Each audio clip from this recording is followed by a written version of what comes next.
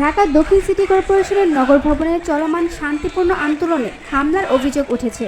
BNP নেতা ইশরাক হোসেনকে মেয়রের দায়িত্ব বুঝিয়ে দেওয়ার দাবিতে ঢাকাবাসীর ব্যানারে আজ সকাল 11টা থেকে আন্দোলনকারীরা নগর ভবনে জড়ো হন।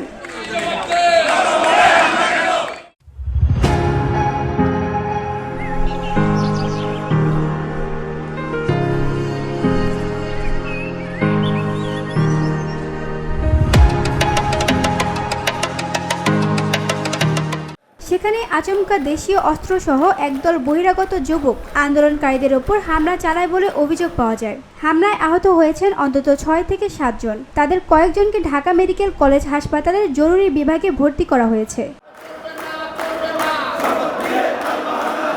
ঘটনাস্থলে উপস্থিত একজন আন্দোলনকারী জানান, পূর্ব ঘোষিত শান্তিপূর্ণ অবস্থান কর্মসূচিতে অংশ নিতেই তারা সেখানে এসেছিলেন, কিন্তু হঠাৎ হামলা চালানো হয়। সাংবাদিকরাও হামলার শিকার হন।